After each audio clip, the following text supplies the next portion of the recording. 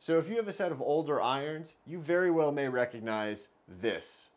That's right, ferrule creep, where the ferrule is separating from the hosel. But luckily, it's one of the easiest fixes in all of golf club repair, and you can do it yourself. I'll show you how. Hi everyone, welcome to the Mobile Club Maker. I'm AJ, I hope you're having a wonderful day. So today we are going to be talking all about this little ferrule, which is, as you can see here, working its way up the shaft away from the hosel. And this is something, if you've got older clubs, if you've got more flexible shafts in some cases, if you're a really aggressive swinger, those are all things that can lead to getting this sort of ferrule creep.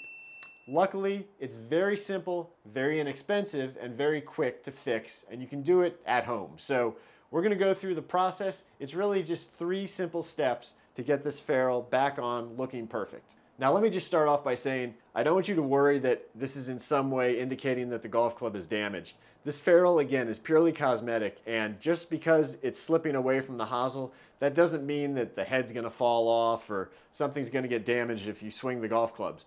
In most cases, it is purely just the ferrule moving, and I'll show you why it does that. Basically, when you get the shaft moving in a golf club, it bends all through it, and that includes up here at the tip. And as it bends one way and the other way repeatedly over time, it starts to work the ferrule up off the hosel. So as you can see in this little demonstration here, pretending that the tabletop is the hosel and the pencil is the shaft and the ferrule's on there, you can see as I work it back and forth, basically rocking it side to side, the edges of the ferrule start to push itself up, and eventually you see that ferrule moving up and you get that gap. Okay, step number 1, we want to make sure that it is in fact the ferrule that's loose and it isn't the head. So the first thing I always do if I get a golf club where there's a separation between the shaft, between the ferrule and the hosel, is I'll grab the club, one hand on the head, one hand on the grip, and just give it some back and forth twists. And just see, 1, is the head moving around? Does it want to move at all? And 2, does it have any noises coming out of it? Do you hear any creaking, cracking, anything like that that may indicate that the head is not securely epoxied onto the shaft?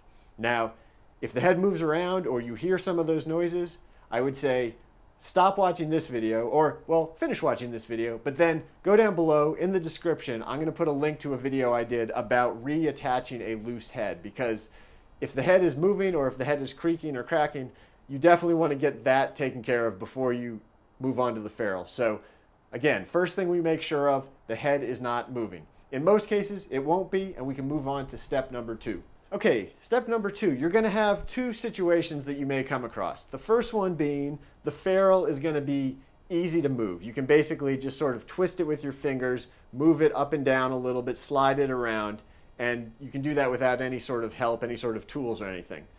The other situation is it'll be separated, there'll be a space, but you can't actually move the ferrule. It doesn't want to actually give.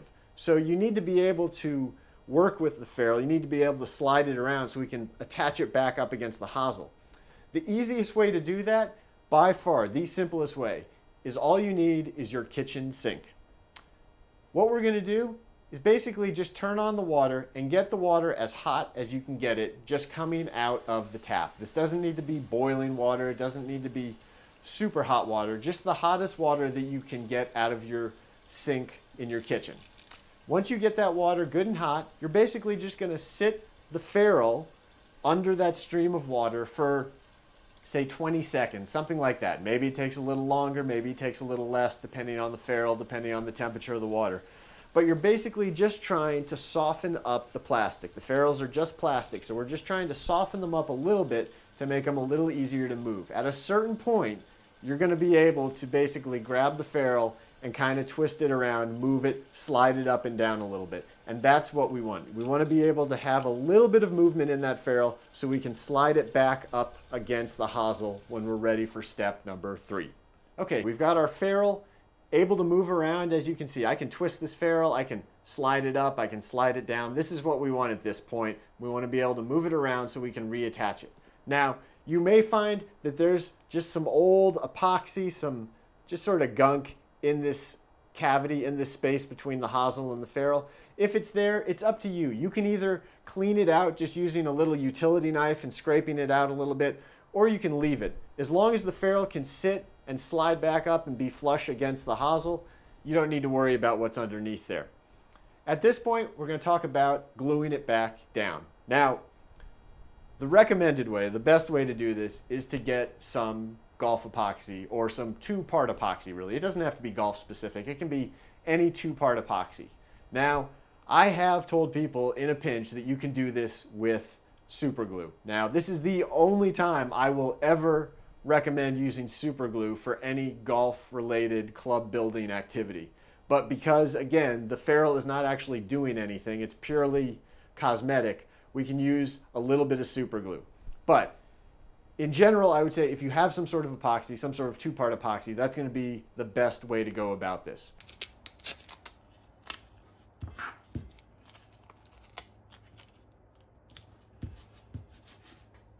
So we're just going to mix up a little Tour Van epoxy. This is just quick set epoxy, 5-minute epoxy. That's all you need.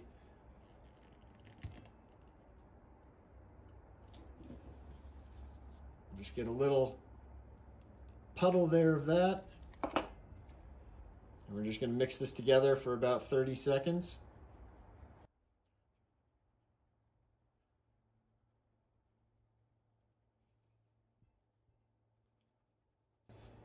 Just want to make sure it's thoroughly mixed, just like any two-part epoxy. All right, at this point, all we're going to do is just take a little dab of it, and I'm using this little popsicle stick, which is perfect because the narrow side of it will slide right into this cavity right here. And we're just going to coat this area, this cavity between the top of the hosel and the ferrule with just a thin coating of this epoxy. Again, just coat all the surfaces real quick. At this point, we're now going to just slide this up.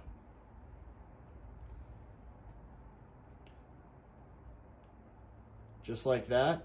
You're going to get excess epoxy that oozes out between that ferrule and the hosel and that little crack there. And that we can just wipe off.